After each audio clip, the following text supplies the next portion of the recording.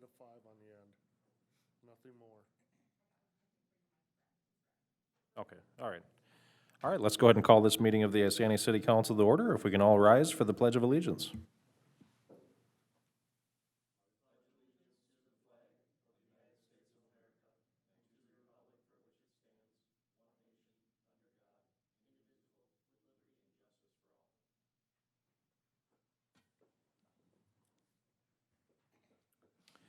Doing a roll call, we have everyone present except for Councilman Lundin, and I believe that he is stuck at work today and most likely is not going to be joining us, he said. So, do we have any public comment this evening?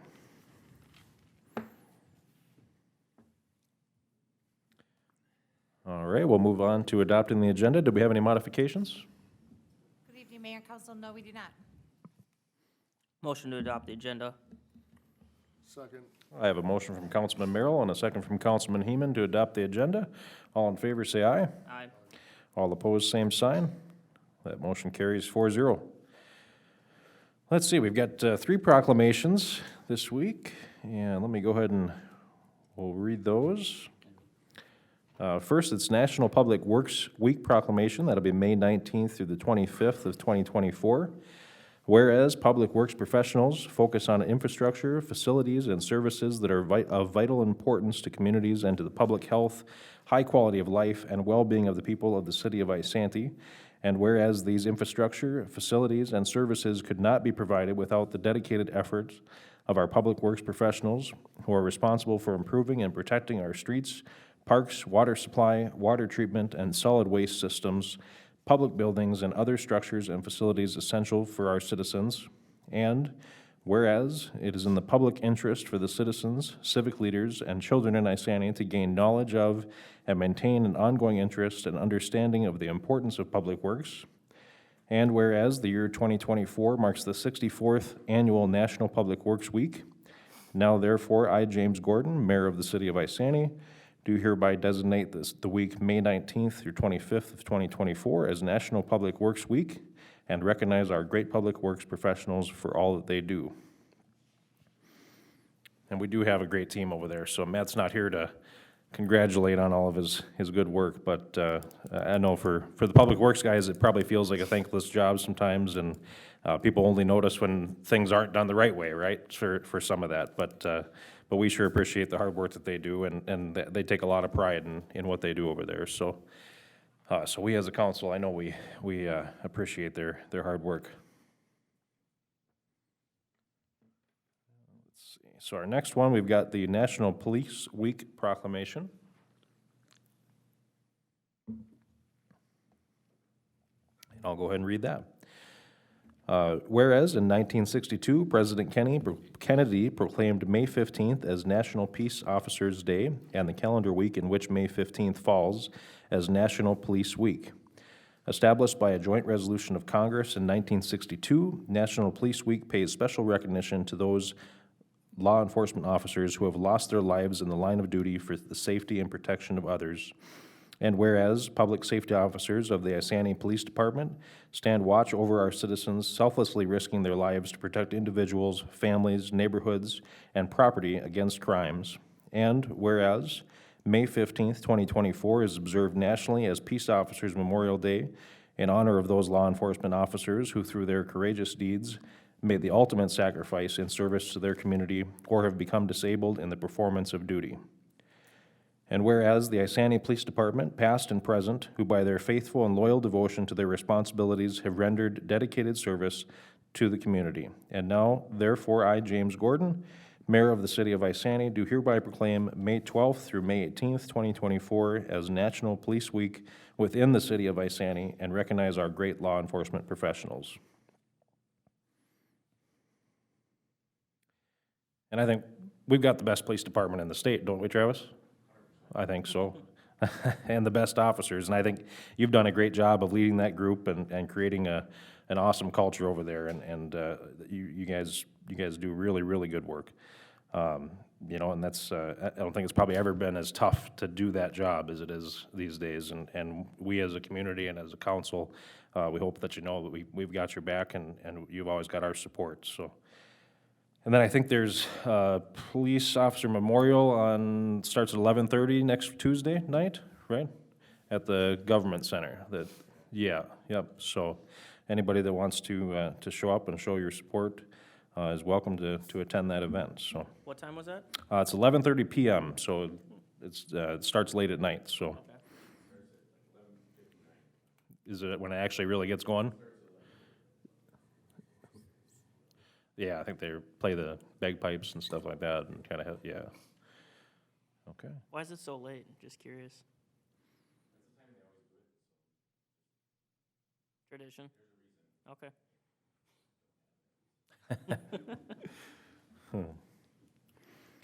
All right, our last proclamation is Child Care Provider Appreciation Day. Whereas children are among Isani's most precious treasures, representing our greatest hopes for the future as the next leaders of our community, state, and nation, and whereas no occupation is more important than child rearing, and whereas family child care providers are stepping up to ensure children are safe and parents and guardians are able to work, and whereas the licensed family child care providers in Isani and across the state of Minnesota are professionals who create nurturing, safe, healthy learning environments, understand the developmental stages of children, and support them as they learn and grow. Now therefore, I, James Gordon, Mayor of the City of Isani, do hereby proclaim May 10th, 2024 as Child Care Provider Appreciation Day and encourage all citizens to honor the quality child care that has been provided to the children of Isanti, Minnesota. And I can't really read that without mentioning some of these rules that they're trying to push down at the state level on the child care providers. And I mean, basically to where you can't have a pet in the home. You know, I mean, you can if you keep it all clean, but you gotta clean the oven every time you cook, clean the carpets every 6 months, soil testing. I mean, that's just to name a few things, but, I mean, these people do great work, and we don't have, that's one of the biggest complaints you hear, is that there's not enough childcare, and then you have a certain party down in St. Paul that pretends to be for the little guy, and then they're squishing all these in-home daycares and choking them off, and it's, they're trying to push everybody to a center, I think, and I don't know that that's necessarily what everybody wants, you know, so it's crazy. I mean, 20 years ago, there was 14,000 in-home daycares, and today you have 6,000. So we should be encouraging them and supporting them and not trying to make it harder for them to do business, so. All right, with that, we'll move on to approving the city council meeting minutes. I'll make a motion to approve the minutes and for council and committee. Okay, so then I should say that's for April 16th, 2024 for the city council meeting, as well as the committee of the whole meeting for that same evening. So I have a motion from Councilman Merrill. Do I have a second? Second. And a second from Councilman Holmgren. All in favor, say aye. Aye. All opposed, same sign. That motion carries 4-0. For announcements, we've got our committee of the whole meeting coming up on Tuesday, May 21st at 5 p.m. We also have a planning commission meeting that same day at 6 p.m. Our city council meeting will be at 7 p.m. on the 21st, and then we have a Park and Recreation Board meeting at 6 p.m. on Tuesday, May 28th. Do we have any council committee reports? I have one. Is that the first one? It is. Oh, man. I filled in for Mayor Gordon for Park and Rec. I'm glad I did it. That's a good board we have there. They have done an update on the parks. They did a survey. I had very little time, but I'm glad that I seen it was on the agenda, which made me go and look at all the parks, as many as I could squeeze in before the meeting.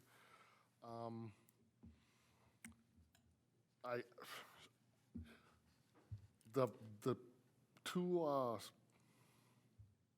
things that are broken at Bluebird Park, I think, were more towards vandalism than it was actual wear and tear. That's what it looked like to me.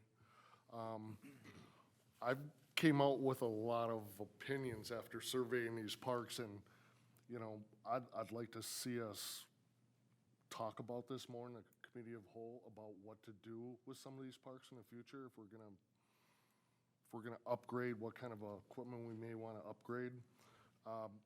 One example is, one of my favorite parks was Isani Hills, and looking at this list that I just got tonight, it's the oldest park equipment we have. Well, it's all steel, but the one thing I liked about that park, I walked in there and I'm looking at it and you could tell it was very well used. It just rained the day before, but all the equipment was shiny as could be from kids using it. And I made a comment to Elizabeth. I said, you know, this is my favorite park, looking around. She goes, me too. I really like this park. I like it because that playground equipment would take forever to wear out.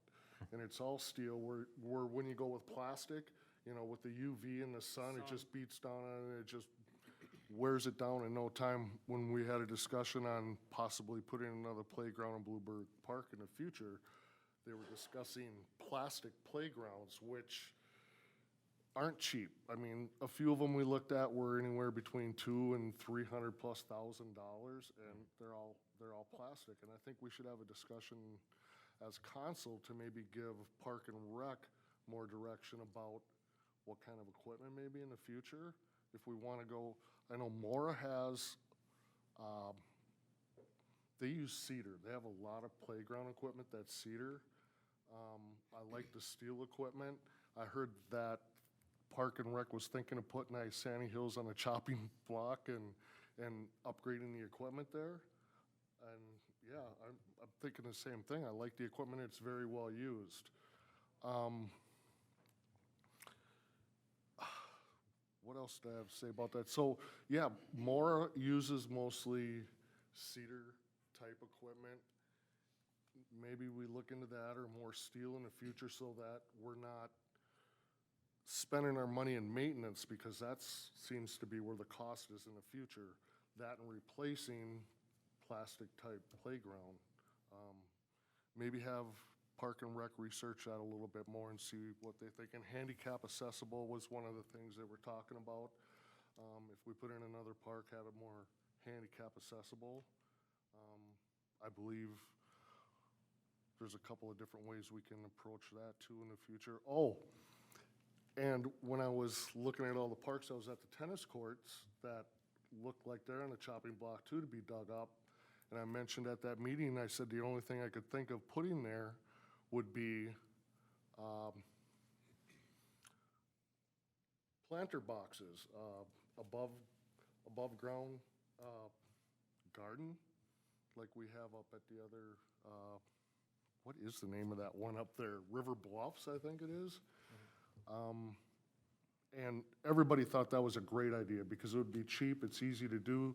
That concrete pad is has at least another 20 years left in it. It's still in pretty good shape. It has fence all the way around it, so it'd keep the deer out. They're looking into putting a water supply to be able to put in a community garden there, and that's about the only thing I could think of that could go in there without, taking that park out. Yeah, that's kind of a nice spot over there too. I mean, It it's, is. secluded back in the woods and Right. it's, it doesn't, what is that one? I forget- Whisperage. Yeah, I was gonna say Whisper something. Has yeah. a name? And, Was yeah, looking it's it got up. a name, but I didn't know where it was until about 3 months ago, because I mean, I've heard people talk about it and I just never made my way over there, but. That's the one back by the railroad tracks. Yeah, you go to the dead end road and then you kind of walk through this path and then there it is. All of a sudden, there's this park and it's basically just tennis courts, I think, right? So, Tennis/basketball court. is there a basketball court there too?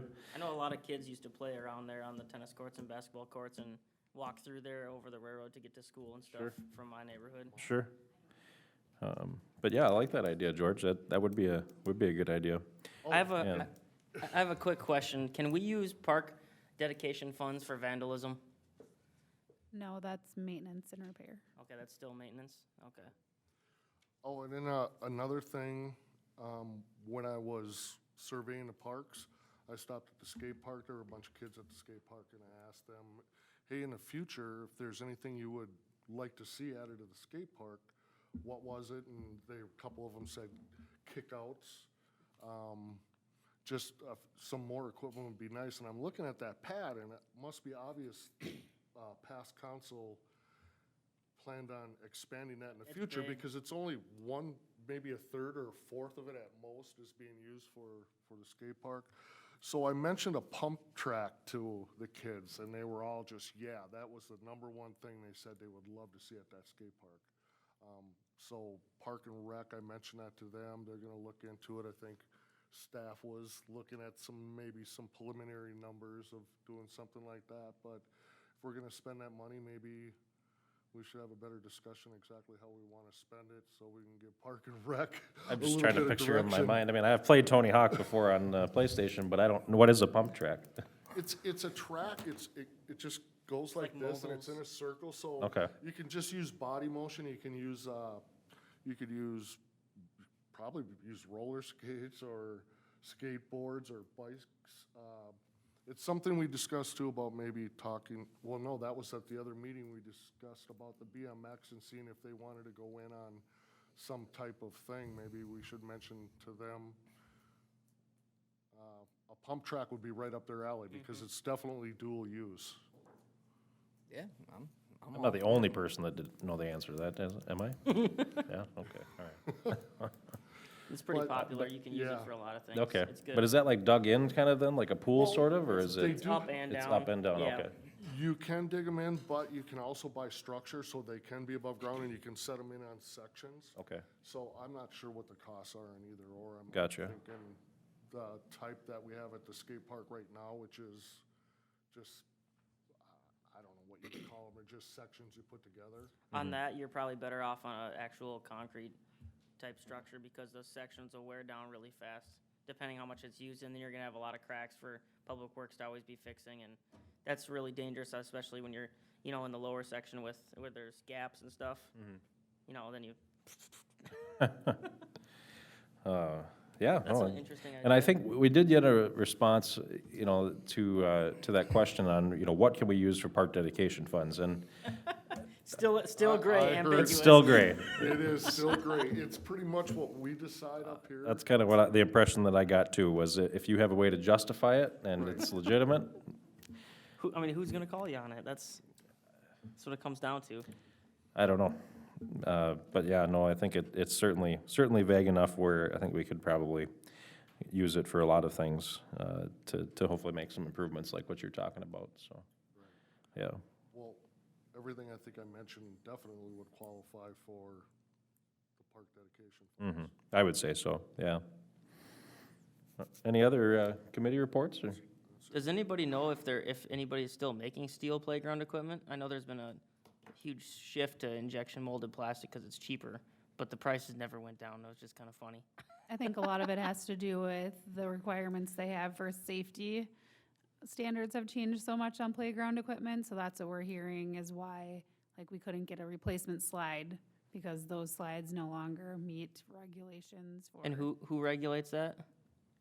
I think the federal government is what I'm Okay. guessing, or national, Sounds like a way for them to just So- make more money. but I did ask at that meeting pretty much the same question you asked, and it sounds like there's no difference in insurance costs, whether we have steel equipment or plastic equipment. Right. Whether the availability is there. Hey, maybe we can look at other cities that might be getting rid of their playground equipment. I mean, it's steel, it's good Yeah. equipment. Yeah. If It'll they last wanna forever. upgrade right. I'm They're sick upgrading of seeing these plastic. We have another one on tonight that's another plastic that's decayed from the UV that has to be replaced. I mean, or fixed, that's $2,000, and that's just gonna nickel and dime you to death. Plastic doesn't do good in Minnesota, point blank, so. Yeah, I mean, you think you could find, well, I wonder how, yeah, I suppose if it doesn't meet the safety standards or whatever, but. Yeah, but who I'm sets sure- that? Yeah, I don't know. I Yeah, mean, and you- kids back in the day, everybody seemed to make it here okay, so, Well, we're the lucky ones. yeah, I guess. But yeah, no, man, you would think a guy could probably refurbish some of that kind of stuff, but, all right, anything else? We'll move on to business item K1, resolution to consider accepting the 2023 annual financial report and management letter.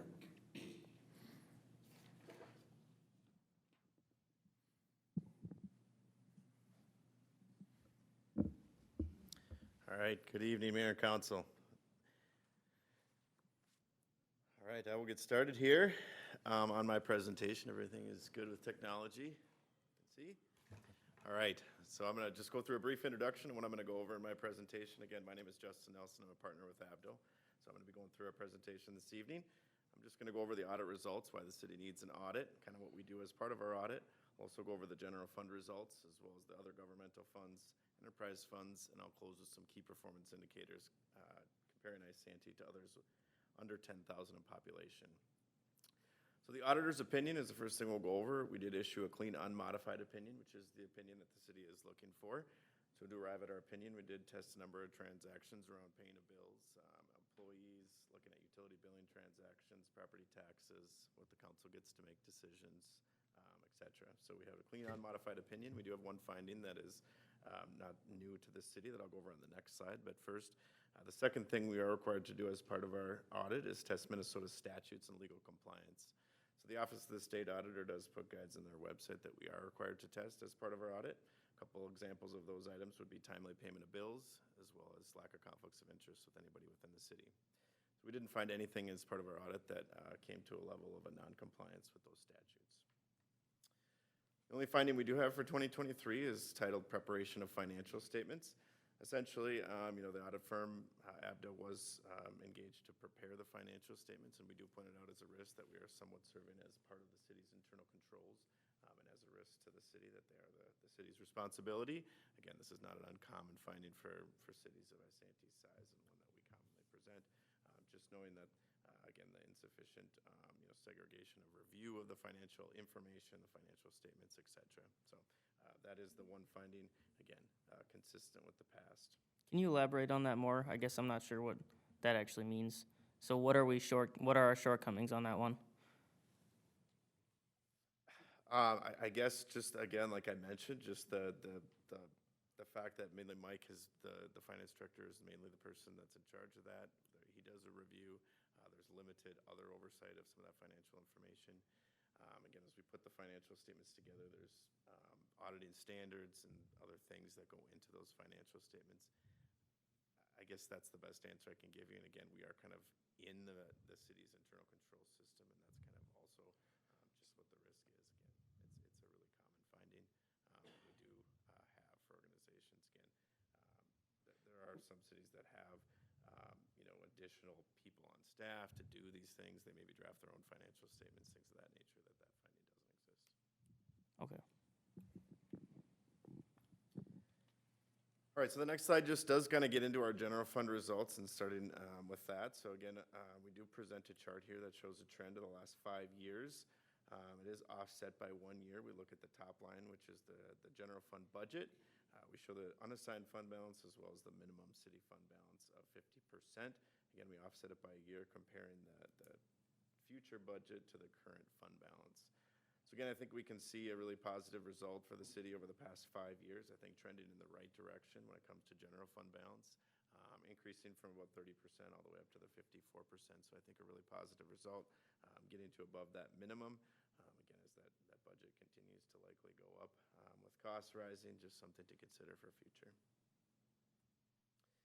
Next, just to focus on 2023, we present the general fund budget to actual and just look at kind of where we got to and how that fund balance did increase. Again, we do show the budget, the actual, and the variance on the right. So the city did budget for an increase in fund balance in the general fund of about $165,000. Again, the actual results did come back a little bit more favorable, where the fund balance did increase a little over $600,000. A couple main reasons for that was mainly centered in the revenues. Again, some of the interest numbers were better than expected, as well as licenses and permits.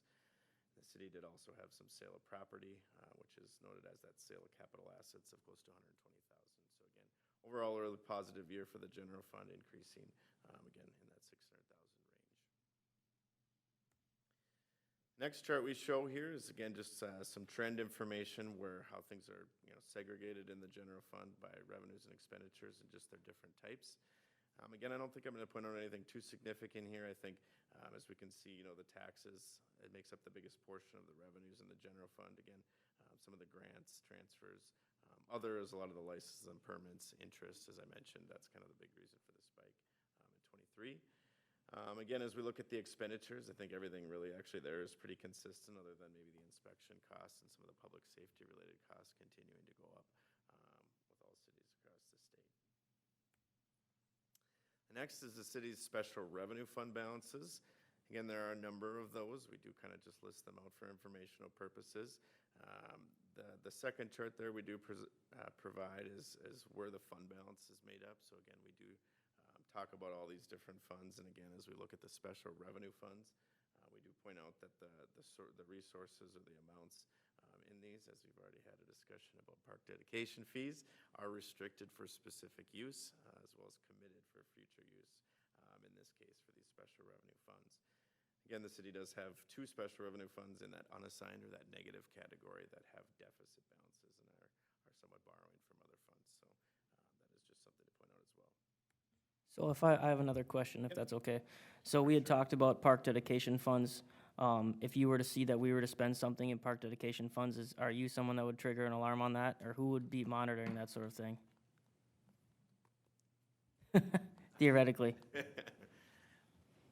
We test park dedication fees and expenditures that are used for park dedication fees. That's how I'll answer that question, I think. Depending on the cost, depending on what it was for, we would look at it, yes. Okay.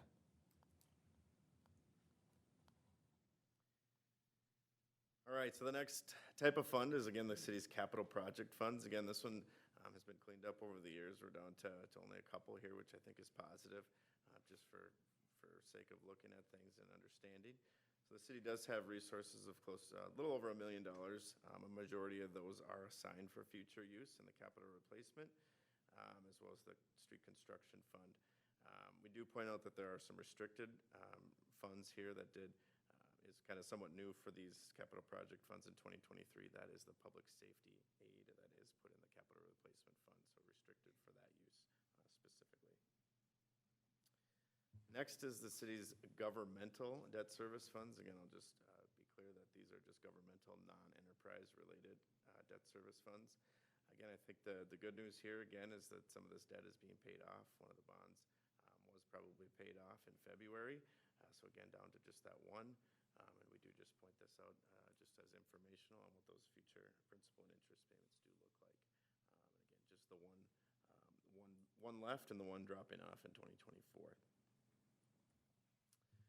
All right, so we'll get into the city's enterprise funds. I'll do a quick intro of what we're going to see on these slides for the water, sewer, and stormwater fund.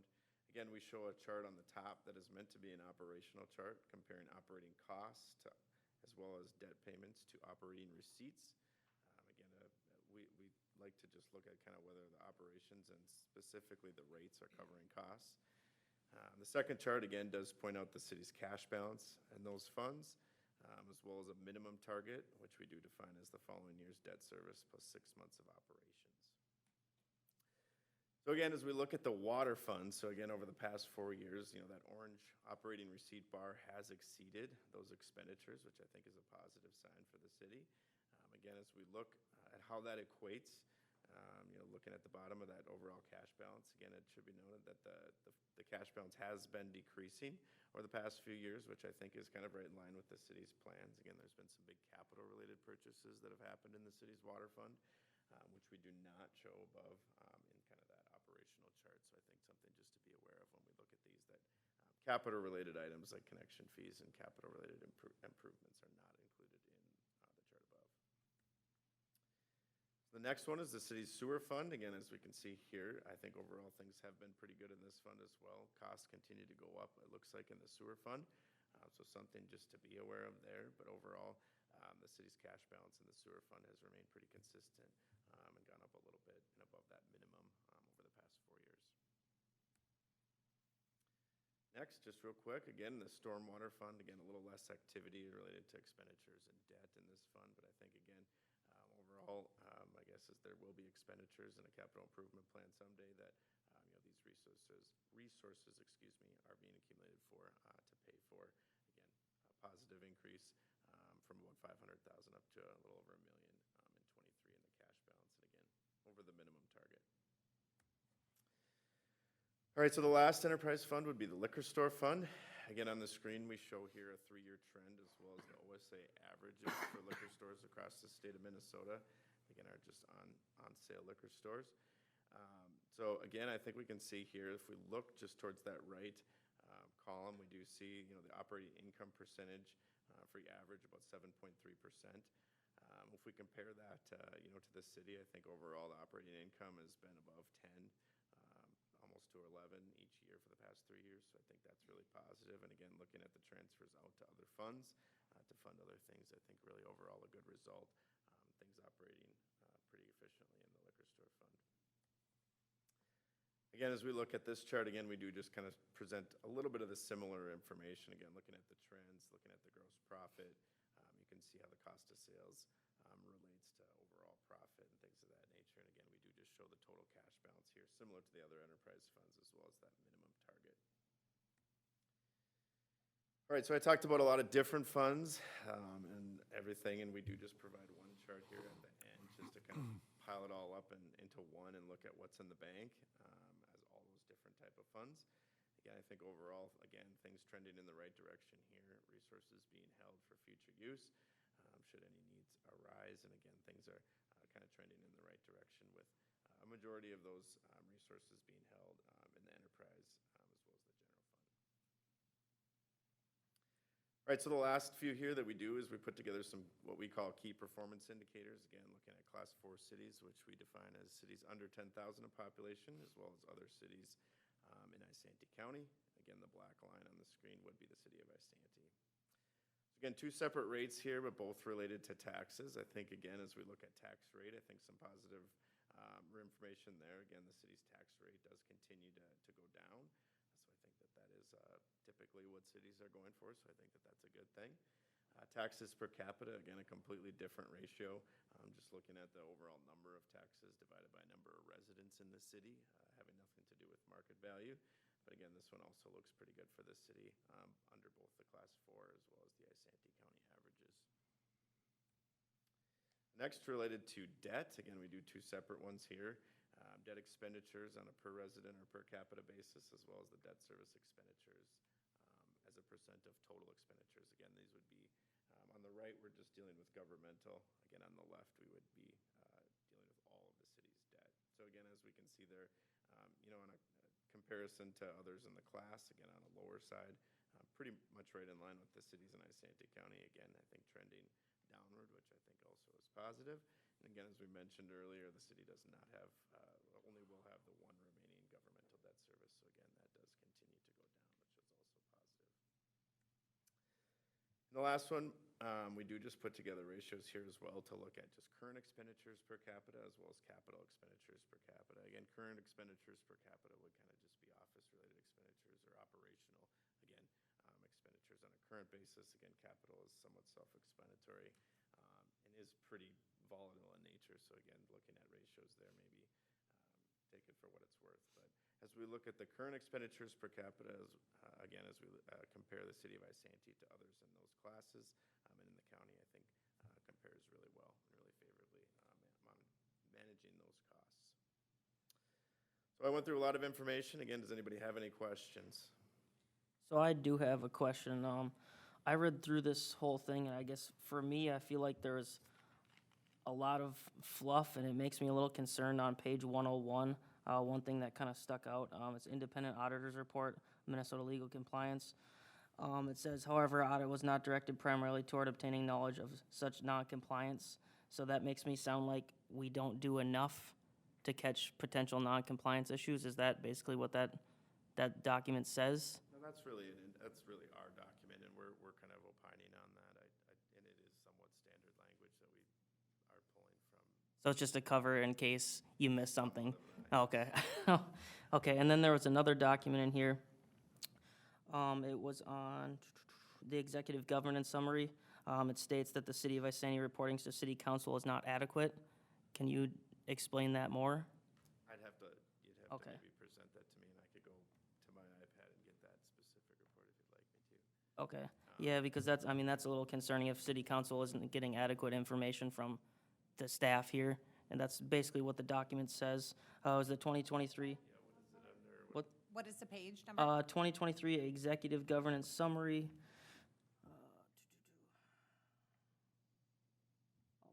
I can find it, and we can come back to that.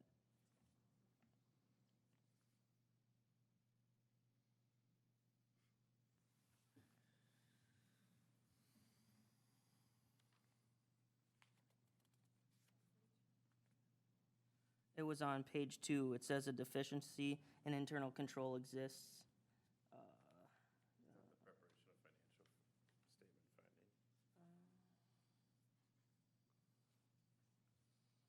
Unless it's just an No, on the 2023 executive governance summary. I think that's kind of what you were talking about in the general report that you just did.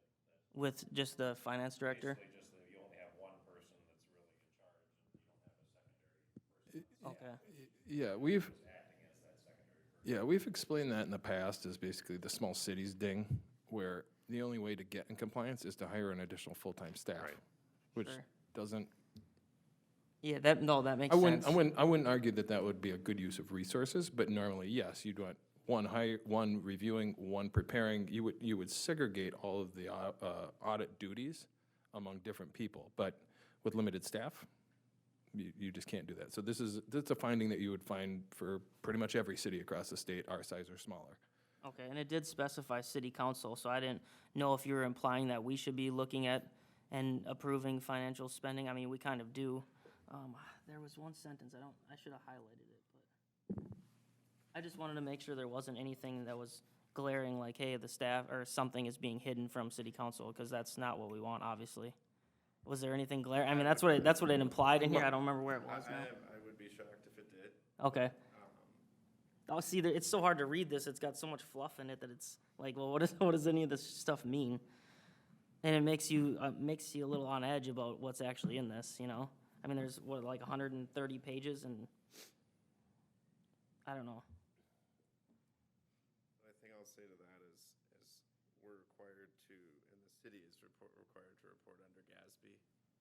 They're not my rules. Right.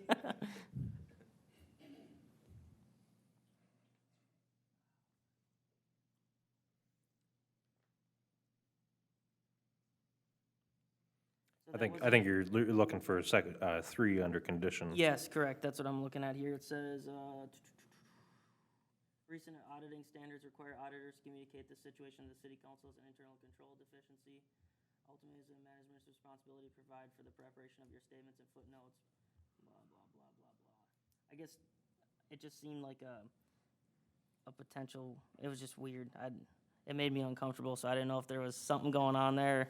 It's just only the finance stuff not being like double-checked by another person. I mean, it really is, it kind of is as it states, that it's the standards, it's the city council's responsibility. This is the city's document. You know, we're presenting it, we're preparing it. Right. You know, the city has, obviously, on staff, a huge part of that. It really is pointing out a risk that we're really involved in that as well. Okay. If things were to be missed, that we're providing information for, again, if we were to step away, like I guess that's the point, right? If we were gone, and someone were to prepare it, knowing none of that, would things get missed? And just knowing that it is the council's responsibility is really what the communication says in here, again, the recent auditing standards. Okay. So it's a formality. Kind of. I'm not gonna say that, but yeah, I mean, to a certain degree, like Mike said, it's a smaller city finding, and again, just depending on how many people you have, the makeup of those people, and just the overall makeup of that is really why. Okay.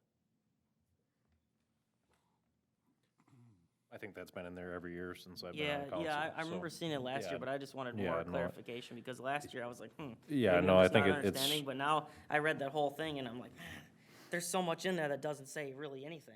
You know, it just kind of like words, and it's just kind of hard to understand One big if we're actually, disclaimer. if the hat's being pulled over our eyes or not. You know, we never want that as a government or a city, so.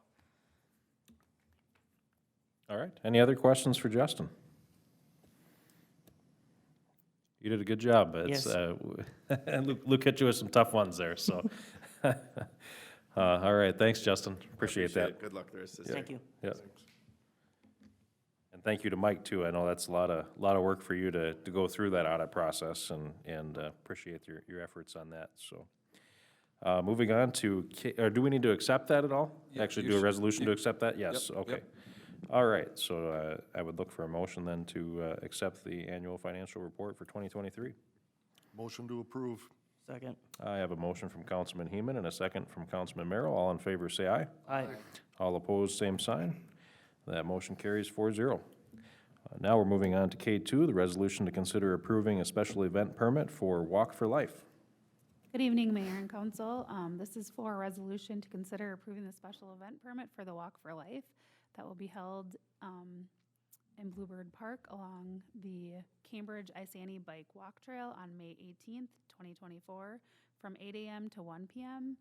They have reserved the Bluebird Park shelter and estimate 50 to 75 people who will be in attendance for the event. Parking will be in the lots at Bluebird Park, and they will be utilizing the restrooms and trash cans on site. We did reach out to the city of Cambridge, as we always do when there are events on the bike walk trail, and they have nobody utilizing that section of the trail that day. So staff recommends to move forward. This is something that they've done the last few years, and it's been a good event. They did ask to put some temporary signage within the park included in this as well. And no fees on the temporary And no fees, signage, because right? they're nonprofit. Okay. So, Yeah, that sounds good. I'm looking forward to this event, and it's always a good one every year, so. I'll motion to approve that. Second. I have a Thank you for making events like this happen too. Yeah, no, it's a good thing they're doing, so. I have a motion to approve from Councilman Merrill and a second from Councilman Heeman. All in favor, say aye. Aye. All opposed, same sign. That motion carries 4-0. Moving on to K3, the resolution to consider approving a special event permit for Rum River BMX National Qualifier. good evening again. This is a resolution to consider the special event permit for Rum River BMX for the national qualifier, which will be held on June 6th from 5 p.m. to 9 p.m., June 7th from 7 a.m. to 10 p.m., June 8th from 7 a.m. to 7 p.m., and June 9th from 7 a.m. to 7 p.m. for a total of a 4-day event. The event will be held at the Isani Indoor Arena and is open to the public and is to include multiple BMX bike races throughout the weekend. The event is for BMX riders across U.S. and Canada to collect points in the USA BMX National Series. There is an estimate of 2,500 to 3,500 people per day in attendance. Parking shall be in the grass field south of the arena with smaller trailer parking in the south Bluebird parking lot. And the soccer complex parking lot may be utilized as well with permission as staff has recommended. And any grass repairs will be taken care of by Rum River BMX.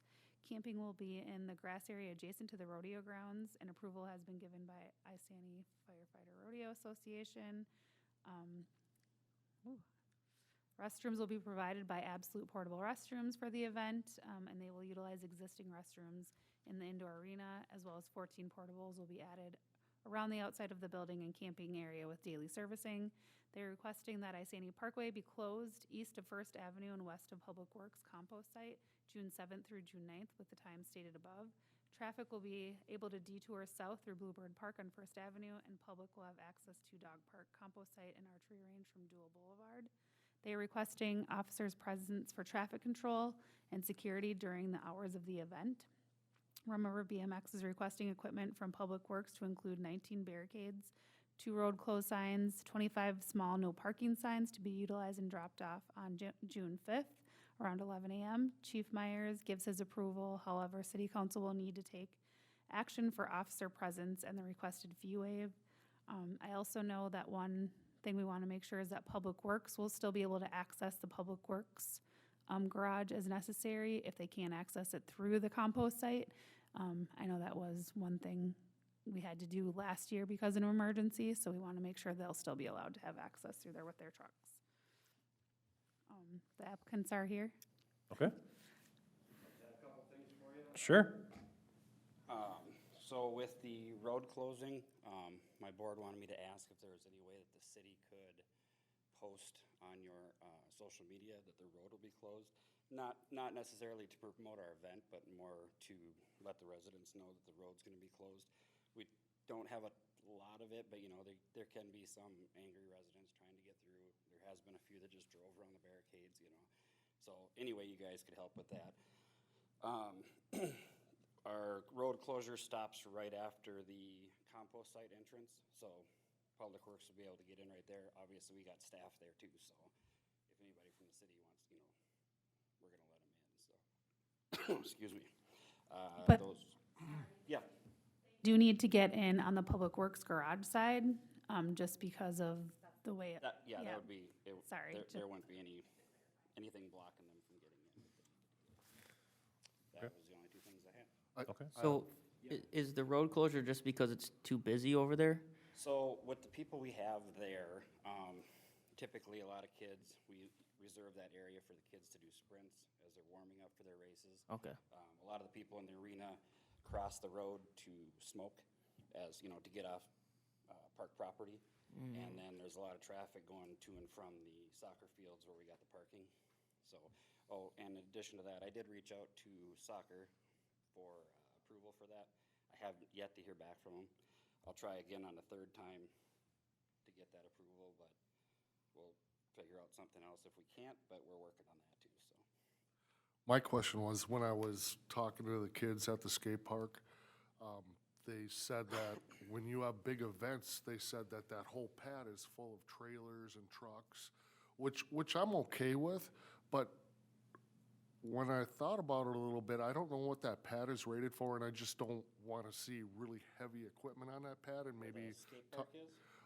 yeah, where this, There skate should park- never be any vehicles or trailers where So the skate park is. We do utilize that small parking lot where the skate park used to be, okay, but there's never any cars or trailers on the on the skate park pad, pad, no. okay. That's the way I understood what they were Yeah, saying, no, we'd so. be kicking them out of there if that was the case. Okay, good. Yeah, I don't have a problem, I just didn't want any problem with Oh, the yeah, integrity of the concrete if there was heavy stuff.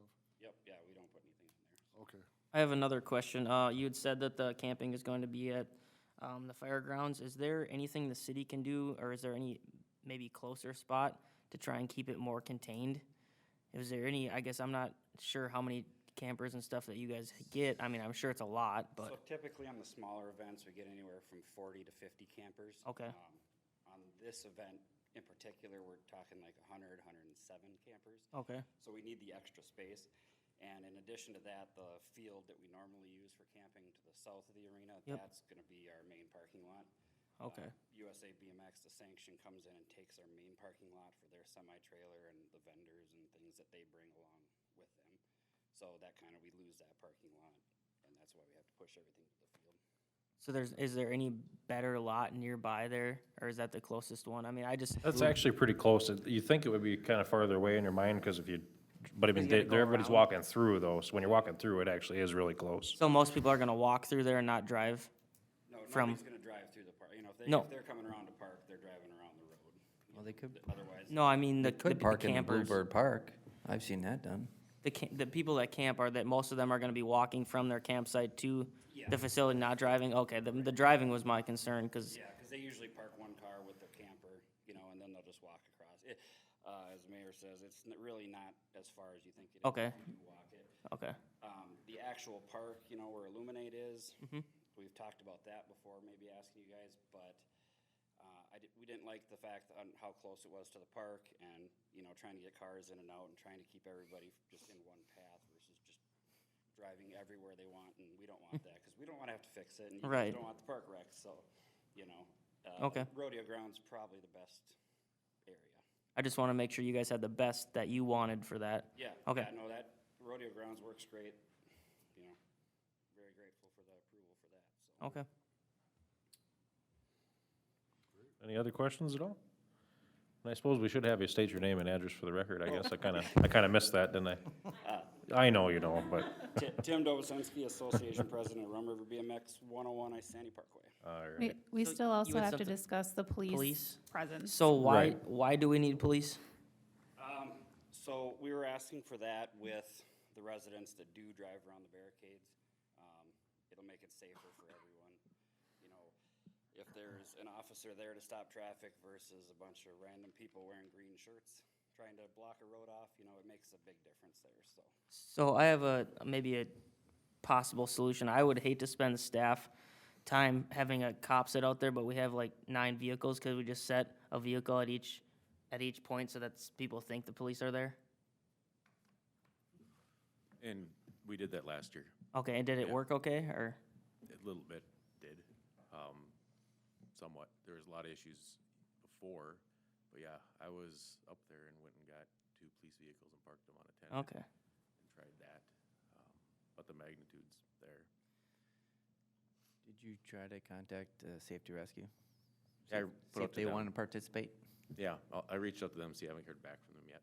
And just for council's recollection, you know, last year, council made the statements to supply police for special events, for nonprofit or whatever use. So we did budget that for 2024. We do have a special event. Yeah, I mean, we do the same thing for the rodeo with Yes. Jubilee Days for the parade. I mean, and it's And pretty common because- for because us of to that, just so provide you- that service, If you look in yeah. our budget, that is, there's a line item in there for special event Yeah. stuff. I guess I personally would rather not spend the money on having the police sit out there and just put the cars out. I don't know. I want to look at ways to cut the police budget, so that's one that, I don't know if it would. Well, I help or mean, not. what do you think the cost would be on a, ballpark on something like that, I guess? I mean, I was just planning if we do this, it would just be one officer there at their overtime rate. So, I mean, somewhere 18 to 2,400 for Okay. those 3 days. That's ballpark, somewhere in that. But and, like I said, like you said, we have it budgeted for the. it's you know, I budgeted mean, for, and if somebody requests that and you deny one group, how are you gonna approve that for another group? You're Yeah. starting to get down a slippery slope there. And I think We already there mentioned are it. cities, I think, that will charge for that service, but Correct. I mean, we never have here, I don't think, as far as I can, anytime that I've been around anyway. Nothing for that, but I mean, that, again, that's a council decision to make. Yeah. The only one we charge for is the one that's outside of our city, which is the fairgrounds. Sure, yeah, a and whole that makes sense, yeah, yeah. But yeah, I think if they're coming to our town and you're bringing lots of people in and you're promoting the city of Isani, I mean, I think that's a small price to pay for helping to put us on the map, so. The city built the building for Right, big events like right. this, so how can you say that you don't want to have big events like this? It's going to come at some cost, but you want the economic activity, well, there you go. I'd make a motion to approve. I'll second. And that's with the police presence and everything like that, and, okay. As well as a Facebook post As for the well as a road close? Facebook post. Okay, just Yep, getting that on. okay. I'm all for the event, but I think we should try and save some money on PD budget, so I'm gonna nay on this one. But Okay. that's just my opinion. Well, Okay. Travis is still reaching out to Isani Yeah, Safety Rescue. that would be awesome. All right, so I have a motion to approve with those items as part of that approval from Councilman Heeman and a second from Councilman Holmgren. All in favor, say aye. Aye. Aye. All opposed, same sign. Aye. That motion carries 3-1. Thanks for coming in, Tim. Thank you. Yeah. Thanks. All right, moving on to K4, the ordinance to consider amending Chapter 160 for fees. Good evening, Mayor and Council. So we did have a discussion at the April Committee of the Whole to revise our fee schedule, Chapter 160 of City Code. All changes that are included in this final draft were presented and discussed at that Committee of the Whole meeting, and they include removing mobile food unit fees, removing mobile food unit background investigation fee, revising the background investigation fee for ice cream novelty trucks, and nonprofit rates for the amphitheater rental. This ordinance has been posted for the required 10 days. And I think that we cleaned up that table on the community center rental and stuff too, it looked like, but I did notice one other thing. When we changed the water and sewer shut-off, we said 8 to 3, but we didn't specify if that was all the time or just Monday through Friday, or it should be just Monday through Friday was our intention, but Did we write working hours, though? I don't think so. Let me go back and look. The way that I was reading it, During day hours, 8 AM to 3 PM. should it say Monday through Friday, you think? I mean, Yeah, I think it was meant to be during workday hours. but right, Is that okay if it says work in there? just workday hours, yeah. Workday hours? Yeah, because I mean, we don't want people coming in on Saturday and then, if we have to do that, well, then we should charge for that, right? But Correct. if it's during normal working hours, then yeah, we shouldn't charge, so. So yeah, I mean, if we could just add work, do you think that would solve the problem? I do think so. Okay.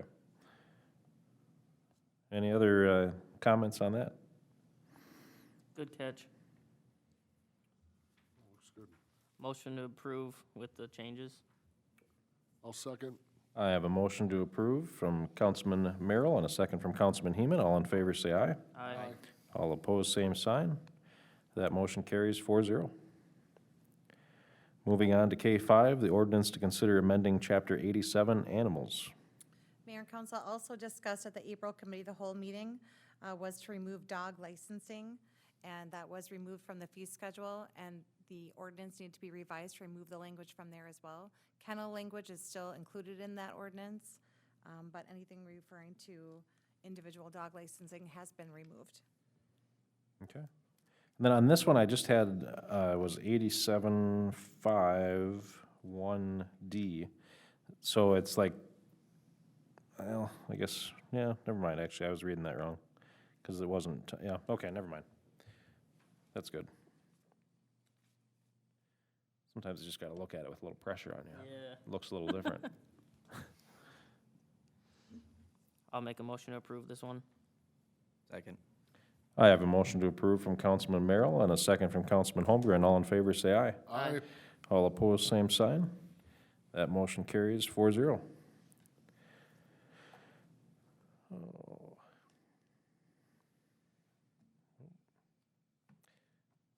One second here, got some computer issues. All right, moving on to K6, resolution to consider adopting the 25 mile per hour speed limits on select residential streets. Mayor and council, staff was requested, and specifically Engineer Jason Cook, to determine what streets would be permitted to be re-signed for 25 miles per hour. Mr. Cook has put together a map, and that is included in your packet, but as well as in a larger format in front of you. The cost for such would be approximately $9,075. That is for 75 signs at a cost of $121.12 per sign, not including freight. And from there, I'll let Mr. Cook take it. All right, I guess just to describe what we have laid out here is essentially designating the local residential roads that aren't collectors, that aren't commercial, aren't business district, and then trying to only have to sign it where you enter those areas to keep it at a minimum. You don't have to have signs at all the different intersections inside of it, but we want to catch it on the way in and not have it really be a segment of a road and have it kind of just stop in the middle of nowhere where you'd have to have another sign that says that it ended. And so this layout is essentially hitting all the streets that work at this 25 mile an hour designation plan. You know, you may look at it and I guess it's your call if you want to eliminate any of them, you know, but for the most part, this is just how to cover everything that we'd say meets this criteria that we would want to proceed with. Yeah, I mean, I think as much as I hate to spend a penny more than we have to on anything, I mean, this is something that I think, I mean, probably the number one complaint when you're out talking to residents is speeding drivers on city streets. And, I mean, maybe we could split it up and do part one year and part another year or something like that, but at the same time, it's, I think that'd be really tough for yeah, PD. I don't know that it's really worth splitting up either. I mean, it's not, Yeah, Travis, yeah. you want input? I mean, I concur with Mayor Gordon as far as one of the biggest complaints as far as the speed. So I'm not gonna talk about the economic impact to the city as far as the signs, because that's your job. You want it all or nothing, or can we split it up, or? Well, from public safety, if you're gonna do it, like, again, I'm not gonna, the economic piece is not my side of it, but if you're gonna do it, you should do it from that. as much as we can and Yeah, be I mean- consistent about it, yeah. I guess, at least if you're gonna segment, make sure it's in a quadrant, right? If you separate that into those quadrants, right, you know, your southwest, northeast, or at least where Heritage is. Cause it'd be a little confusing if you're somewhere down in that, you know, south of Heritage, west of the tracks, and some are and some aren't, right? Right. I mean, at least if you're gonna segment, make sure that it geographically makes some sense as far as which geographic you pick and which ones you don't. Mike, go ahead, George. So if we chose to put signs at all the inlets, you know, the streets that filter into all the back streets, and then later, like next year's budget, do the rest. That may be confusing, you think, to some of the residents? Well, before we go to that, could we, I mean, Mike, as far as dollars for this, I mean, Very small marginal benefit from splitting it up. Basically, see, if you split it up, one budget is 4,500 higher than it could be, and the other 4,500 lower, and against the aggregate amount, I think it's way easier to just do it right away and not make it confusing for his officers, and not make it confusing for residents, because somebody is gonna raise their hand and be like, well, it was 25, well, I didn't know it was 25. True. Just roll it out, and, yep. So I have a question for Jason on this. How long does it take in to put in a sign, roughly like that? Like to install? Do you know how long that, Well, Public Works would probably be the ones installing them, and, Right. I mean, not long, you know, I mean, it's literally just driving the post in, you know, vertically, properly, so you know, finding the 5 minutes, location. 10 minutes a sign? Well, it's probably more than that, just in that, you know, you gotta have called in Gopher Locates, you're not Oh, yeah. driving a post into the ground in the wrong spot, and then making sure you're kind of the right distance back from an intersection.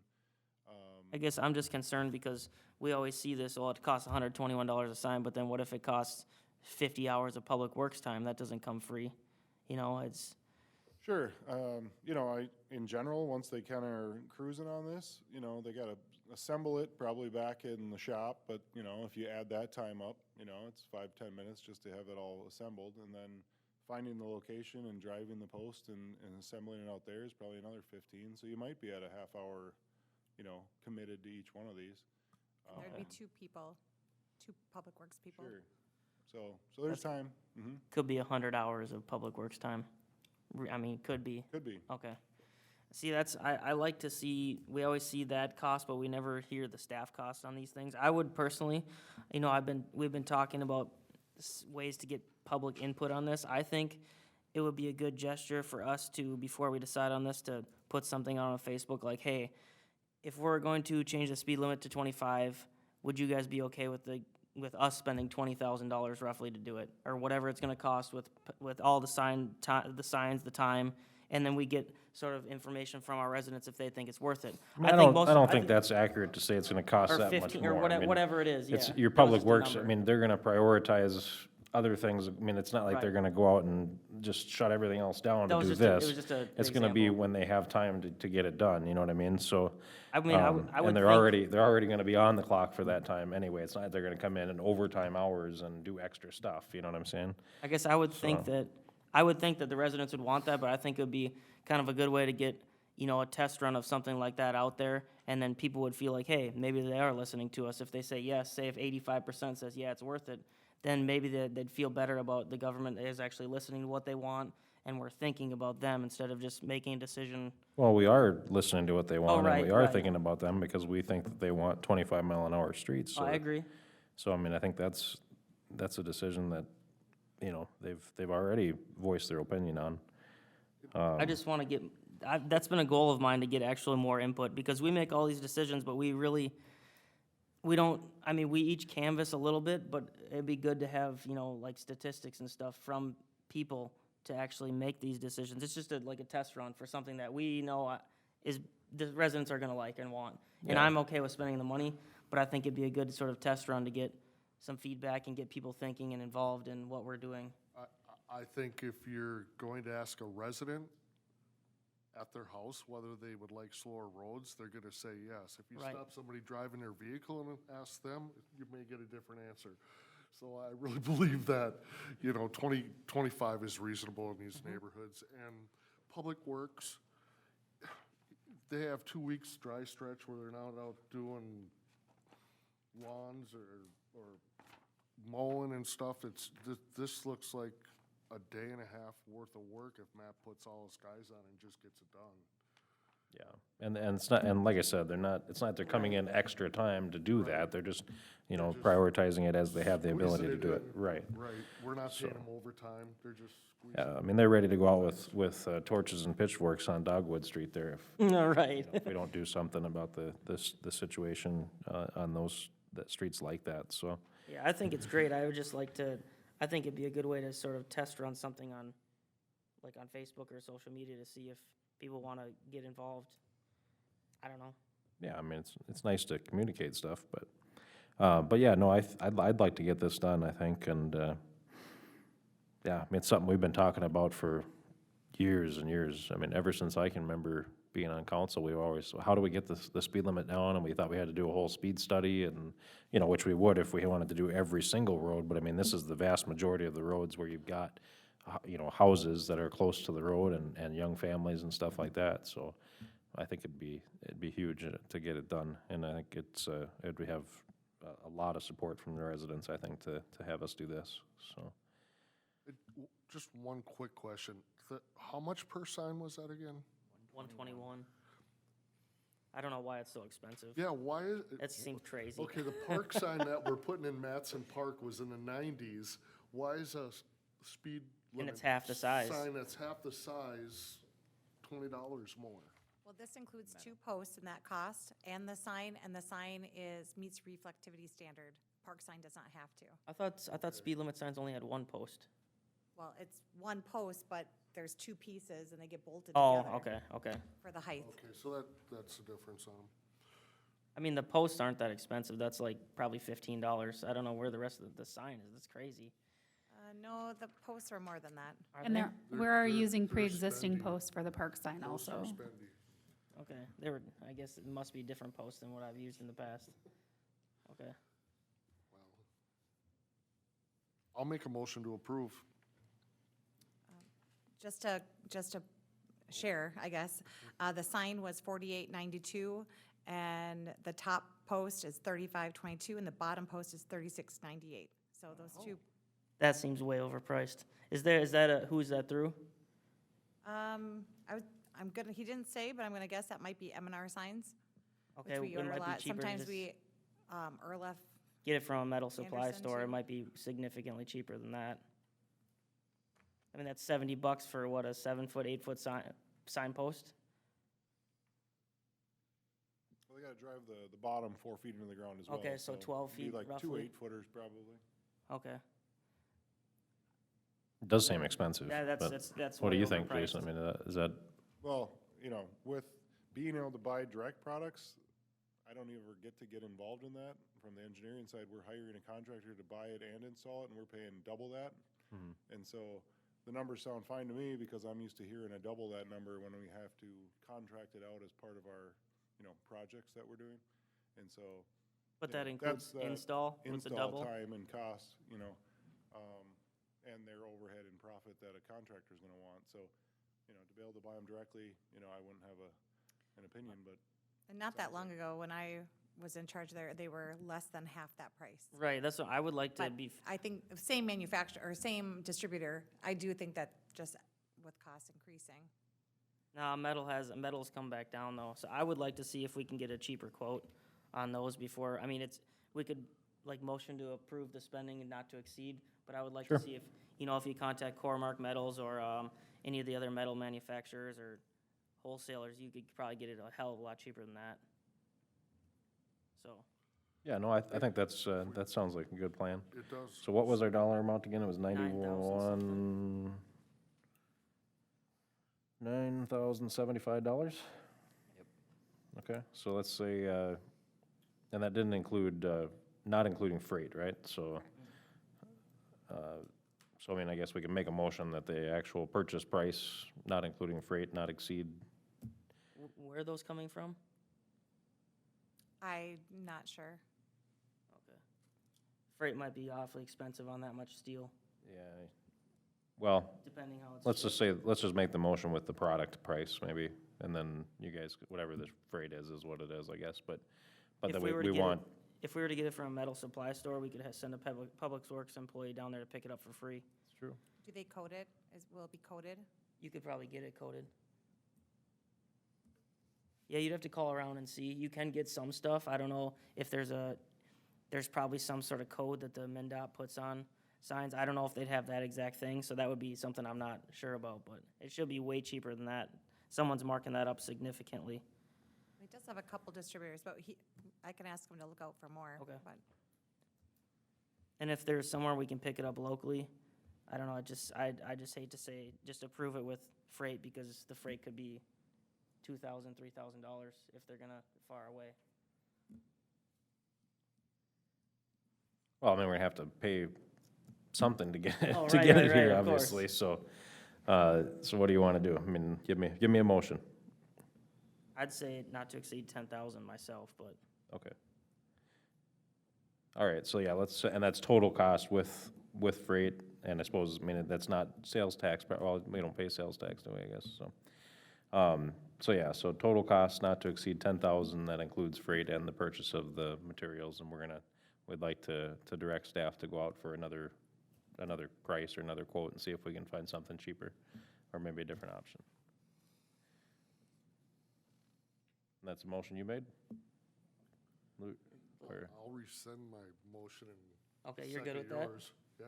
Okay. So I have a motion from Councilman Merrill and a second from Councilman Heeman. All in favor, say aye. Aye. All opposed, same sign. That motion carries 4-0. I think that's gonna be a good one for the community. Yeah, man, Yeah. that's something that we've heard about for years, and just to finally get that done is huge, so. All right, moving on to case 7, the resolution to consider accepting the grant through the East Central Regional Arts Council. At the January 2nd City Council meeting, council approved for the Parks Coordinator to apply for grants pertaining to Parks and Recreation. And in January, an application was submitted to the East Central Regional Arts Council through the Arts and Cultural Heritage Fund to provide art opportunities for Isani during the Family and Summer Entertainment Series and Splish Splash Summer Bash events. The artists and performers that will be attending the events through the grant are the Teddy Bear Band, Creative Studio 23, which provides canvas arts and other painting things, which we did last year also, Trisha and the Toonies, Climb Theater, and Will Hale and the Tadpole Parade. They approved the grant in the amount of $10,686 with a local match of $1,699, which has been budgeted in our Outdoor Recreation Programs Fund to be contributed to the city of Isani. Through that budget, we thank the East Central Regional Arts Council for their grant and contribution through the Arts and Cultural Heritage Fund, and staff is recommending approval. Good job finding that one. I think we had it last year too, didn't we? We did. Yeah. Pretty awesome deal. And Julia's first grant she's ever written and got approved, so she's Nice. very excited. She'll have to write every single one from now on. So- All right, any other thoughts on that, or? Otherwise, I'll look for a motion to approve. Motion to approve.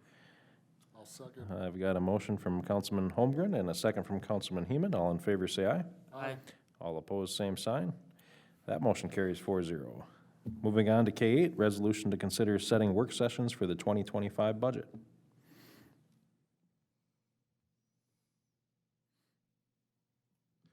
All right, so it's that time of the year.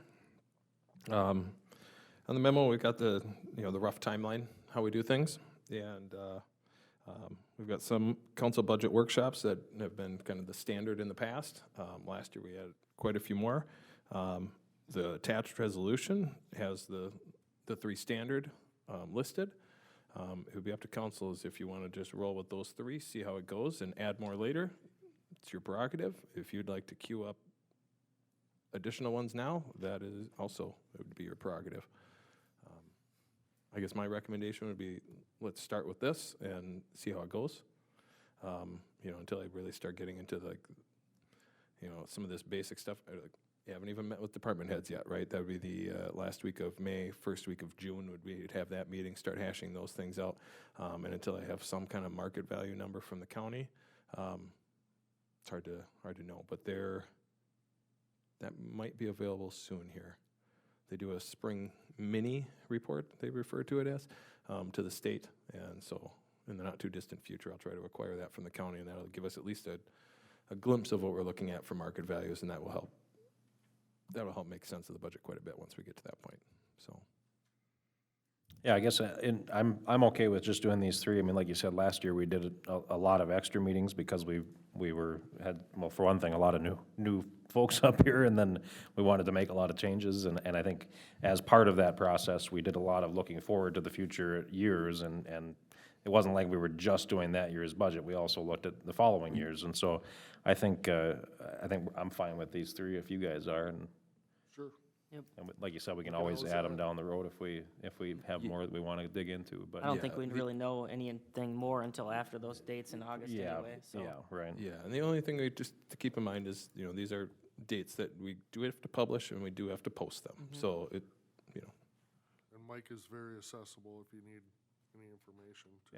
Yeah. yeah, if I've not made that clear, George, nice, had a good long conversation. Jimmy has spent a bunch of time in my office even tonight, and any council members, please come see me. And if you've got residents that are adamant that there's something they need to know and you don't have that answer, please direct them to me. I will give them all the time that they care to have.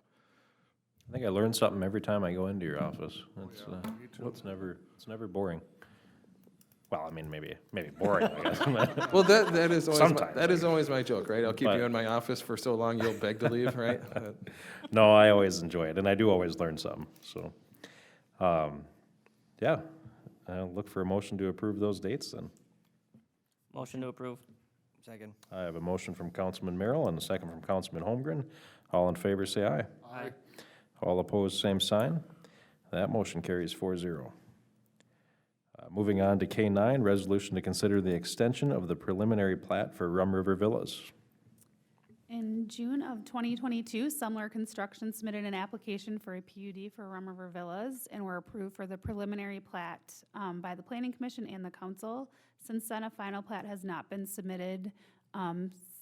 Staff received an email in April of 2023 originally stating Sumler's desire to request an extension to submit the final plat for 1 year due to the current state of the housing market and inflationary issues with costs and materials of labor of development. And the extension was granted for 1 year.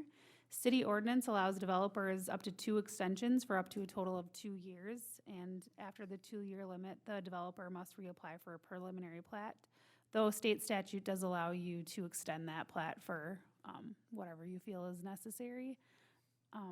This is to ensure any changes in city infrastructure standards, et cetera, are reflected in the updated plat. The ordinance requires developers to submit a request in writing prior to the expiration date. And we did receive a letter from Jason Semler stating his request in an email this year for a 1-year extension. The city hasn't since made any more restrictions that would pertain to his development not being able to move forward as is. So staff is recommending approval of an additional extension for up to a maximum of 1 year for Rum River Villas, which is consistent with city ordinance. So they would be required to put in a 25-mile-per-hour sign or signage in that, correct? That would be a change to what's already, The final plat has not been approved, so a resolution with conditions has not been Okay. provided to that development, so that they will have to bring that forward, and at that time, that would be a requirement. okay. Are there any cul-de-sacs in that development? I know the plat isn't actually in our, There are no cul-de-sacs, it is Okay. a horseshoe. okay. There is a That's stub. I didn't look up the PID number, but that is the property that's south of where Steve lives, right? Yeah, so on kind of by Ironwood there and stuff. Yes. It was like 53 homes were gonna be in there, right? 46. 46, okay, gotcha. I guess, just to chime in on that exact topic, so this one would be covered by those entrance point signs we'd Sure. already have, so they wouldn't need any. Okay. But you did just remind me of, we have Johnson Meadows going in, that isn't on this figure, but that will have, I guess, the way our speed limit signs would go, it would need 2 25-mile-an-hour signs that aren't currently on the plan, and depending on how that resolution just got passed, I don't know if we need. It doesn't state anything about, it just says required signs. Well, the There's some resolution is, Johnson Meadows, but the resolution is specific to that map, so I believe that every time we added a road, we had to pass another resolution to then increase or add it to that, so. Can, I guess I assume that it would apply to every future development that we could. So I would say we likely would have to keep passing them because it'll just kind of depend on the layout of the road, where that sign would go, and if it meets the criteria to be able to be a 25 mile an hour. So you likely would need to, but I guess I'm admittedly not sure at this point on how the last one just got passed, if we could still edit the map. Okay. Or if we're now gonna have to pass another one. I guess I thought it was assumed that we'd be able to, all streets that were built up to enable No, would be 25 I now. don't believe so. And reading Okay, the that documentation of stinks. what gives the city authority to do so, it does need to have any additional roads. Now, for the one today, talking about Johnson Meadows, we could rescind that resolution. We need a motion and a second passing to rescind what was passed, and we could bring it back up. We will have to make another resolution because it'll show the rescinding of the number that was passed, which we could do so this evening, or do we have time to add it to next meeting? Or what's the timeline? Yeah, they're not Sure, gonna we have can- signs in For yet. sure, we can get those signs added. It's just the idea of, I mean, otherwise it would just be its own little resolution to make that one street 25 mile an hour next time, which So- would be the process moving forward. So my That sounds recommendation easier will be me to than messing rescind the around with- motion. You wanna or- mess around with all that, or So- just make one more motion next time around? Well, my recommendation will be at the next meeting to rescind the resolution we just passed and pass a new one with that updated map. So there will just be one map. Okay. But we can do that at the same time next But meeting. now we're gonna have, every development that we have coming forward, then we're gonna have to continue to With- pass new resolutions, or can we They make can be a- included in the final plat from, Okay, I would assume. No? No, can't, Not how I read it. can't I we guess have- I picture it as like the no parking resolution, kind of endless building list of the streets that have no parking. yeah, It'd basically be, we're starting with this master map, and then it would basically be, we're adding which new roads will apply. Mhm. And that's why, I mean, you guys can proceed how you want, but just, the road doesn't exist yet, so it wasn't on the map, but now that you mentioned the development's coming, it, it would just be whether or not we're just. yeah, and we saying do, that- we do that for no parking and stuff too, like you said, yeah, I mean, I don't know all what, new roads that qualify, yeah. all new roads in the future I mean, that it would, yeah, it would be qualify. easier just to leave it to staff discretion, and, if there are opportunities in the future where you have development coming in that can be 25, that it will be. But- I'm pretty sure it's gotta be pretty much a Every- designated every time? segment. And that's Okay. why we're kinda blanketing it with this map that's designating Gotcha. them, but moving Okay. forward, And that's what you were saying, Josie, was that 16914 or whatever, that's Yep. what it kind of spells out, that we have to do it Well, and individually. It's fairly easy to have Stephanie add it to just her list when she has approvals coming through, that'll just be a separate resolution. Yeah. Yep.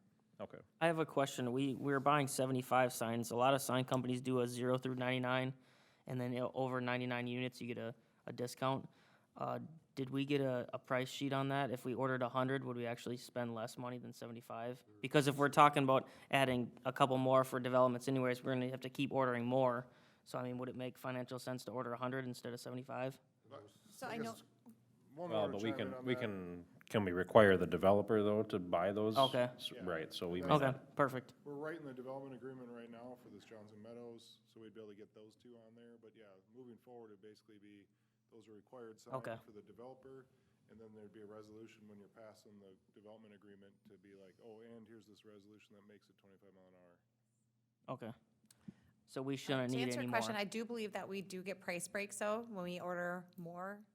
However, I am not sure if, I didn't get the quote sheet, I just had an email from Mr. Sylvester, so I'm not sure if it included one sign he asked for, or if that, he asked for 75 and got one. I believe that's Okay. probably the price for one, so it should be less. Okay, so if it, for some reason, I've had situations where like, you order less signs and it's actually more expensive than ordering more signs. Right, we do So look at that. can you look at yeah. that? Yeah, Yeah. to make sure, okay.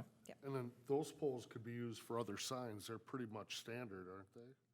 The So poles, other- yeah. The poles, I mean, that we use. The posts that for- we use are for any sign. That's what I thought. Yep, so if there happened to be a post in the same position with 30 a mile per hour, we could swap it to 25? Is that what you mean? For quantity discounts, you Well, we saying? could use them for other types of signs other than speed. The Oh, yeah, we use poles. the same posts for Yeah, so lots Matt of would be signs. happy to have an extra 25, 30. Yeah, we in do the- usually buy bundles of them, yeah. Okay. Yeah, So so if we it's- always have some on hand, just in case if someone takes out a sign, then we put it in right after we get the locate. Okay. okay, so so we're not gonna change anything that we did tonight as far as that goes, but we'll maybe make a motion next time around to rescind that and then We'll add- either rescind it or amend just it at the add next something to it. meeting. Yeah, Yep. okay. All right, sounds good. So back to K9 then, the resolution to consider the extension of the preliminary plat for Rum River Villas. Any thoughts on that? Otherwise, I'll look for a motion on it. Motion to approve. Second. I have a motion to approve from Councilman Merrill and a second from Councilman Holmgren. All in favor, say aye. Aye. All opposed, same sign. That motion carries 4-0. You guys don't have Steve here to put all these motions in for you, and all of a sudden, it's awfully quiet around here. Well, I That's, took a big you guys are deep breath shy. and he said it right before me. Oh, were you going to? You looked at me like you weren't going to. Oh, sorry. All right, K10, resolution to consider approving M&E plastic repair on Clifford Playground equipment. This was something brought up by the mayor originally, just saying that we didn't want to shut down all of the parks that we do, the equipment that we currently have repairs on. I did bring it up, but Josie had already beat me to the punch and Yeah. had you guys looking into it. Just so- while we have them closed down. And so we looked at some direction and happened to just get this company's information. And so they do plastic repair. And so this is a quote for two of the slides, the chute slides on the Clifford Playground equipment, as well as the rock wall. And so the cost for these repairs is $1,950 to fix all three items. And then we could save these if we decide to improve that park equipment. Also to note that we have a lot of our equipment in, I believe, 3 of the parks is similar, like it's the same equipment. And so even with the new slide that was purchased, unable to be repaired, and this repaired equipment, we could keep on hand to replace that equipment at other parks. So just to keeping that in mind too. I think it's a pretty good price, actually, and I think, we may replace some of this, but, I mean, who knows how long it's gonna take to get the parts to replace it and all that kind of stuff, so I think it's a pretty good deal. I do too. Is the company coming up from Iowa to do this? I see they're based in Iowa. Yes, so Um, he comes up to do this. did staff go out and by chance and take a look at, We did. We don't think that slide in Isani Neighborhood Hills is gonna be able to be repaired because it's a different kind, but we are having him look at it, so, okay, just to make you aware of that too. okay, that was my question, to see if we could add that on the list to be repaired at the same time. And also to note that the part that we thought we could get replaced in Rum River Meadows for the tube slide that was cracked by the bolt, we cannot get a replacement part for, so he is able to repair it for $450. Oh, So nice. just at least that And would that's be a part of this savings on that. quote already? Nope, it is No. not part of it, but Okay. it's still a substantial savings from what the replacement cost was for that Oh, piece, sure, so. yeah. Did he happen to say how long he expects these repairs to last? I mean, that's a pretty vague question, but is it like a, I mean, it really, I think depends on how big the repair is, but, I do not know that off the top of my head, Okay. but I know Julia about a- did ask. no problem? And How it's about a a few warranty? years, Okay. so. What'd you How say? about a warranty? Does he warranty his work at all, or? That was. I where don't was know going that. with We were just happy somebody could repair plastic.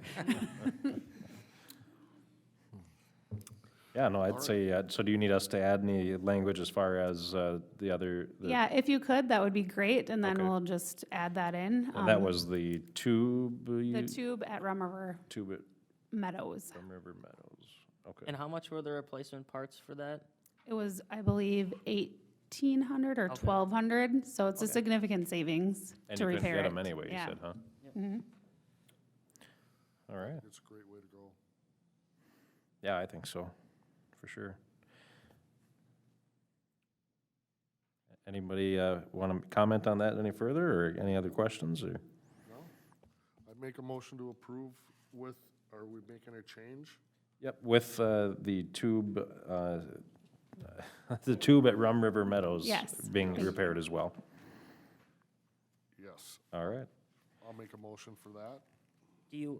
Do we need anything like, if he says he can do the other one, Should we give you a price on that, or? I don't feel comfortable with that. I'll bring it back. Okay, sounds Just good. because it is a large repair, like it's a big crack at the bottom of that slide. And so right now we've closed it because it was a large crack. So, I just don't know, because it's a piece that's broken off. It's not a hole or just a crack.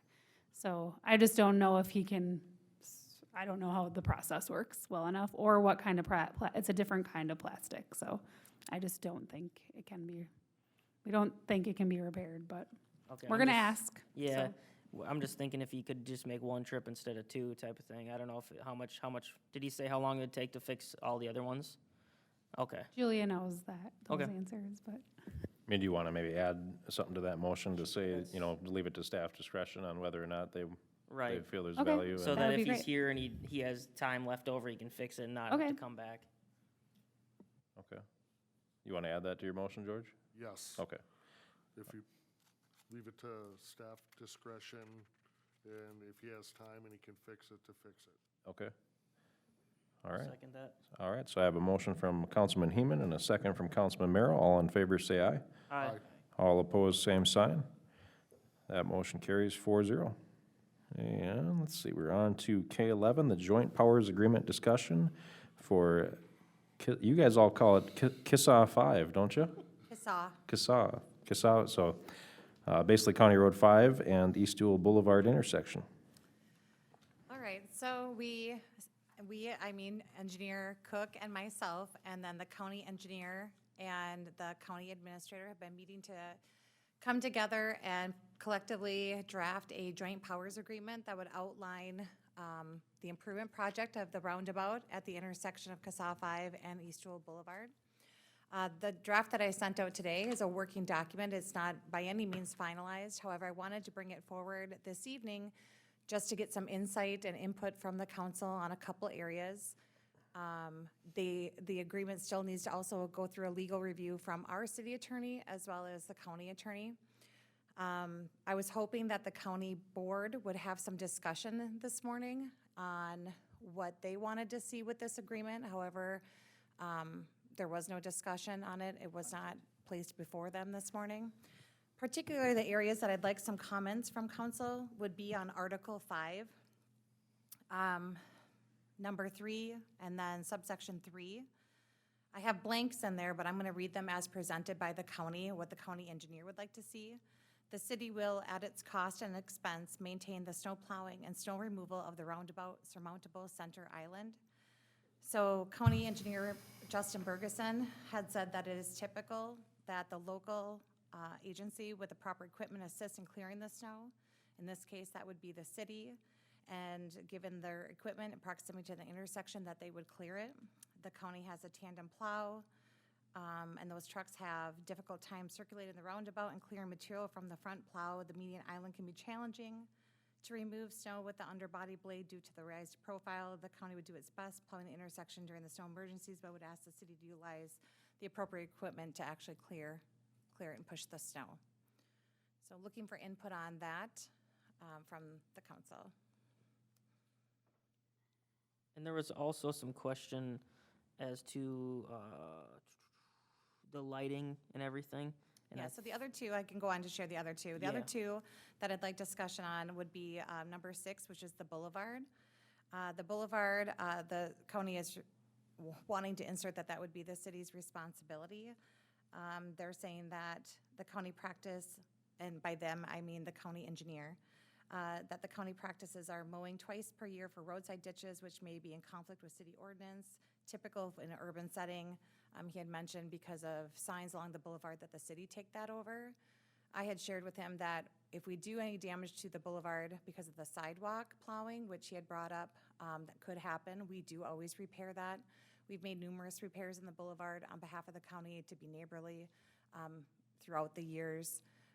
My concern was that if we're gonna take on just a small section of the boulevard, would that lead to taking over the boulevard on the entire stretch of the road? City ordinance is that the property owner, resident is responsible for maintenance of the repair, so there really isn't much. So I'm not sure if they would be concerned if it's the property owner's responsibility anyways, but that's one for discussion. And then number 8, lighting for the roundabout. The county engineer had requested to put the city responsible for that. The city is responsible for lighting along CASA 5.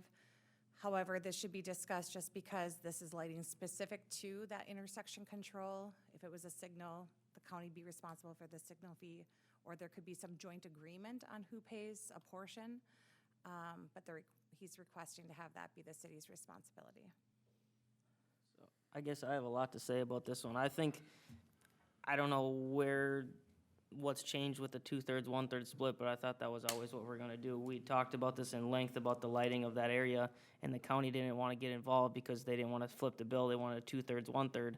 So now they're wanting us to pay for the lighting, and Well, I don't. Just- remember, I don't know if what that's- you're looking at though is ownership of the improvements, so it's not, Should it's still- not the project to It's get after. it there, it's after the project is done, who is gonna be responsible. The continued maintenance and Right. operation costs, not the actual installation. But it's still their road. I mean, they don't let us do things that we want on that road, so why should we have to pay the whole bill on upkeep of that road? It's the same thing with the boulevard. If they want claim to the road and they wanna tell us what we can and can't do on that road, why would we be on the hook for taking care of it? That doesn't really make sense unless they wanted to give us some sort of money to do that, a 2/3, 1/3 split, like we do for everything else. I don't understand where they're going with this, I guess, just to try, they want all the benefits, but none of the liability is what it seems like. Is that, You have what's your opinion on that? it just doesn't make sense. Mike, is that true? You want all the benefits with no liability? Well, that's what it comes off as when they're not wanting to do, to cover these things.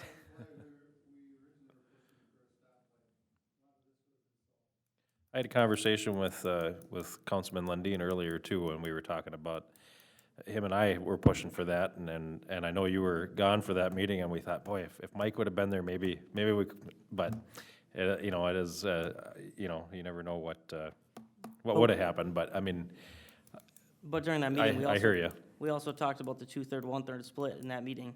yeah. So why is it now, as it's changing? Well, it's not changing, it's just a continuation kind of that conversation, is how do we share that cost going forward after the project is done, and that's where we're having the debate. So as far as the plowing part of it goes, I mean, I don't know, I guess, I mean, and Matt's not here to ask, I guess, but, is it, I mean, to plow that center of the roundabout gonna be a huge ordeal for our guys to do that? And I mean, they're gonna have to find somewhere for the snow, I guess, to go, but I mean, is the county, if they don't have the equipment down here that can do that, and we're already in a truck clearing off East Dual Boulevard, is it that big of a deal for us to go out to that roundabout and take care of that center section for them? I mean, we are going down the road with different types of equipment. We do have a loader that we use for plowing parking lots, and we will be going over that stretch road to get to the liquor store. So it in essence, could be. Also skid steers, they're plowing the sidewalk. However, I think it's the frequency that is, if you have a continuous snowfall, like what is the expectation that it has to be cleared off, I guess? When we have one loader, one guy in it, we drive it nonstop when we're plowing. Does he have to leave where he is to come back? I mean, he has a really good pattern of where he goes, making it systematically throughout the city. But if that takes priority, which I would think it would, maybe Jason knows that, how often that would need to be cleared, if there's some kind of standard for plowing that versus a street, I'm not sure. That would be my only thing, is having to come back. We don't have a large crew, so we are moving them. That would just have to be something factored in. What happens at Highway 95 and 47? It's a different type of roundabout, so this is one where your semi-truck could just go straight over the top of it, and so that's why it has to be plowed over the top, whereas 95, it's, you know, there's plants and stuff, I think, in the center, right, so, and it's a mound kind of, yeah. So what's the circumference on the mini one in the middle? I don't know. You know that, Jason? I believe the diameter is in the 45-foot, 50-foot range. You know, so surface area-wise, you know, it's a few passes for a loader or whoever's trying to go in there. If the county's plowing into it, then there could be, you know, quite a pile of snow to deal with, to try and get out of there. under traffic. You know, and on the flip side, if it had been a signal, the county would have 4 lanes of traffic, of pavement to go plow, and in this case, they'll have 1. So, you know, for the amount of work, the city would be taking on more work. The topic of equipment type is valid, and yeah, we would have the equipment nearby, but that's part of why, you know, trying to work out an agreement of just long-term maintenance of this type of thing, is why it's in here. You know, there isn't already a roundabout for how we're working with the county to solve it, so that's why it needs it. Whereas the boulevard just doesn't feel like it should be in this, because there's already boulevard along all the county roads through the city, so why are we establishing anything special? You know, Well, and that was my question on the boulevard part of it, is that, what are we doing now? I mean, because if we're assigning that responsibility to our residents, then that must imply that we have the responsibility for it to assign to the residents, right?